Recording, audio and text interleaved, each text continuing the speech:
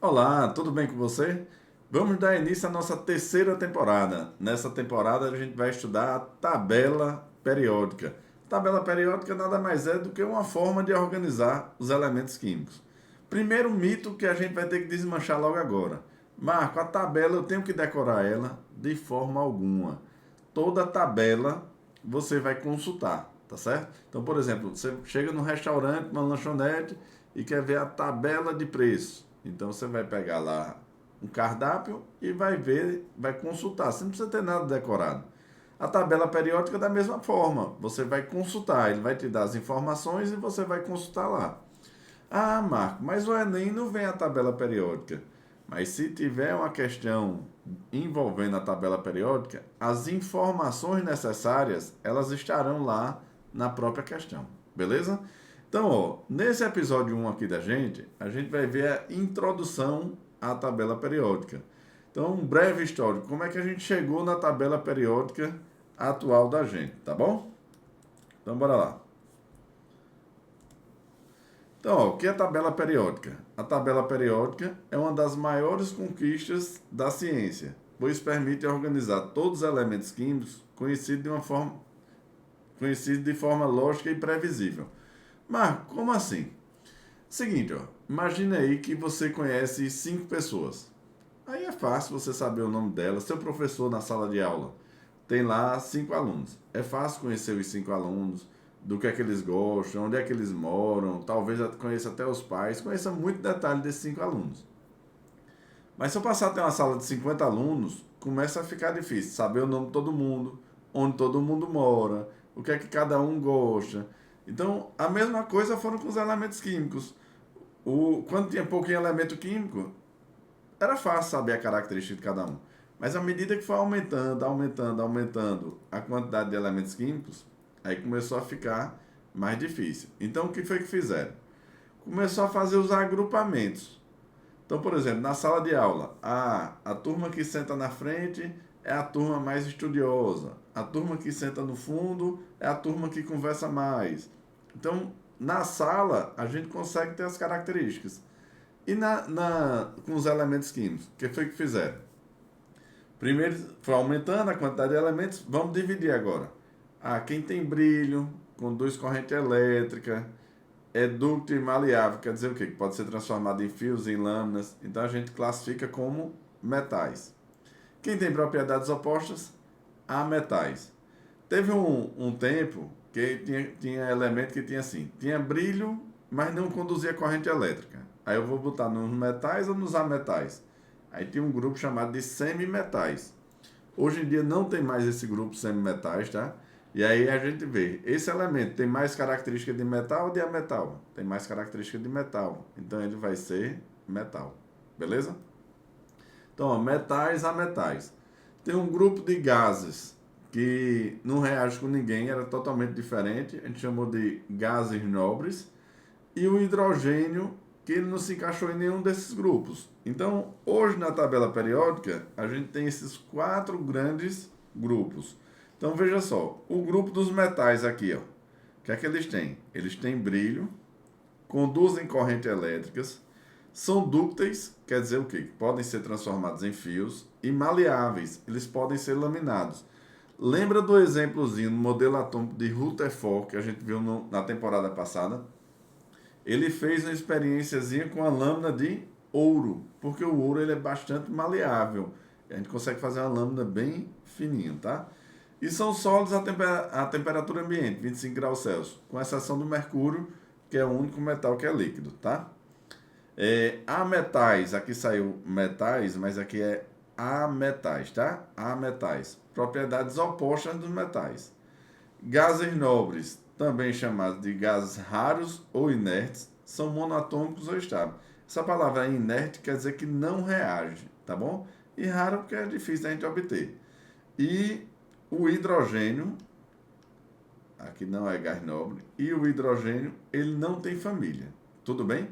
Então, o hidrogênio é um elemento isolado. Só lembrando que a aula da gente é ao vivo, se tiver algum errinho, a gente corrige na hora, tá bom? E aí a evolução da tabela periódica. As tríades de Dobereiner. O que é isso, cara? Ele percebeu que alguns elementos podiam ser agrupados em trios, chamados de tríades, pois apresentavam propriedades químicas parecidas. Além disso, a massa atômica do elemento central era aproximadamente a média da massa dos outros dois. Então, a primeira organização ó, pegava os elementos que tinham características parecidas, e aí esse elemento do meio tinha a massa dele, esse 88, era a média desses vizinhos. Se eu somar ó, 40 mais 137, essa soma aqui vai dar 177. Se eu dividir por 2, dá aproximadamente 88. Na verdade, dá 88,5, acho. Então, ó, essa massa é exatamente a média disso, tá? Mas esse lance das tríades não funcionou. E aí chegou um outro cara chamado de Newlands, que criou a lei das oitavas. Ele era um músico. O que é uma oitava na música? É aquela escala Dó, Ré, Mi, Fá, Sol, Lá, Si, Dó. Ré, Mi, Fá, Sol, Lá, Si, Dó. Ou seja, a gente tem uma repetição, tá certo? Então, ó, o químico Newland percebeu que ao organizar os elementos em ordem crescente de massa atômica, a cada 8 elementos havia uma repetição de propriedade, semelhante às notas musicais. Note que tudo isso aí é evolução para chegar na tabela que a gente vai ver, que é a atual, tá? E aí chegou um cara de Mendeleev, esse cara aqui chegou bem pertinho da tabela da gente. Ele organizou a tabela em ordem crescente de massa atômica. E quando ele ia organizando em ordem crescente de massa atômica, ó, a massa aqui, a massa. Aí os elementos que ficavam na mesma coluna, eles tinham características semelhantes. Nesse lance aqui, deixa eu apagar essa tinta e botar uma caneta vermelha. Botar uma caneta vermelha. Deixa eu ver se tá vermelho. Tá.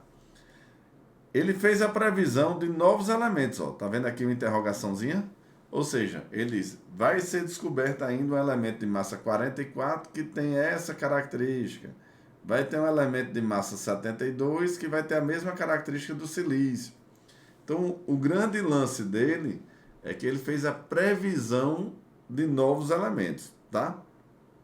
Mas nesse modelo dele, ele tinha algumas inversões. Deixa eu ver se eu acho aqui algumas inversões. Ó, aqui, ó.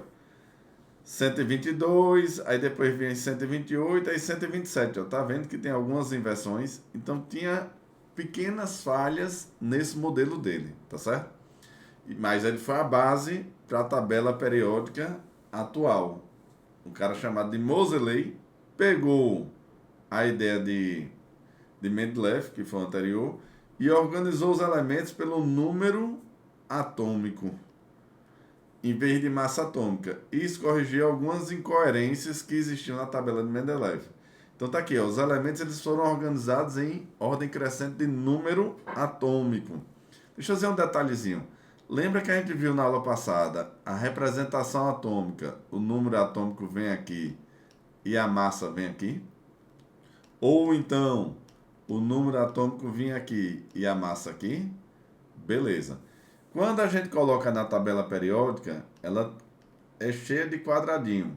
Galera, o cara que vai desenhar a sua tabela periódica, ele bota as informações aonde ele quer. Para isso, ele cria uma legenda, tá bom? Deixa eu passar para o outro slide, tem uma tabela maiorzona. Ó, ele colocou o número atômico em cima e o peso atômico, ou seja, a massa atômica, tá? Que não é a mesma coisa de massa do átomo, embaixo. Tudo bem? Então, se você olhar, ó, ordem crescente do número atômico, 1, aí eu venho aqui para esse canto, ó, 2. Espera aí que eu acho que eu tô grande aqui para vocês, não tô? Deixa eu sair do lado da tabela, deixa eu ficar pequenininho aqui. Beleza?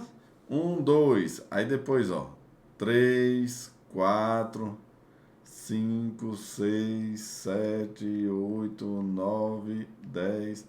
Então a organização ela está em ordem crescente de número atômico. A gente vai ver já já essas linhas verticais são chamadas de famílias. E a gente tem 18 famílias ou grupos. E essas linhas horizontais são chamados de períodos. A gente tem 7 períodos. Galera, esse grupo aqui, ó, e esse grupo aqui, é tudo isso aqui, ó. São os elementos que têm a mesma característica que deveriam estar aqui, tá certo? São chamados de série do lantanídeo, porque o primeiro elemento é o lantânio, e série do actinídeo. Joia? Vamos ver aqui um exercício. A gente vai detalhar um pouco mais no próximo episódio essa tabela periódica atual, tá? Relaxa aí. A tabela periódica passou por diversas transformações ao longo da história, com cientistas propondo diferentes formas de organização dos elementos. Abaixo estão 5 cientistas que contribuíram para essa evolução. Relacione corretamente cada cientista com sua respectiva contribuição. Johann Dobenheim é aquele das tríades, né? Newlands é das notas musicais. Mendeleev organizou em ordem de massa atômica. Moseley, número atômico. E a descoberta dos gases nobres, ele deve falar alguma coisa de gás inerte, tá bom? Então, bora ver aqui, ó. Primeiro, organizou os elementos em tríades, ocupando-os com base em propriedades semelhantes e na média de suas massas atômicas. Isso é o Dobenheim. Propôs a lei das oitavas, observando que as propriedades químicas se repetiam a cada 8 elementos. Newlands. Criou uma tabela organizada pela massa atômica e previu a existência de elementos ainda não descobertos. Mendeleev. Reorganizou a tabela periódica com base no número atômico, corrigindo falhas do modelo anterior. Moseley. Introduziu um grupo na tabela periódica ao identificar elementos pouco reativos e estáveis. Quem é isso aí? Os gases nobres. 5. Então ficou na sequência. 1, 2, 3, 4, 5. Beleza? Galera, tabela periódica não é um assunto tão recorrente no nosso Enem, mas ele é um assunto importante para a gente entender outros assuntos. Ligações, forças intermoleculares, química orgânica. Então, tudo isso aí a gente usa a base da tabela periódica. Joia? Então, para você, um molde de beijos e até a nossa próxima aula. Tchau, tchau.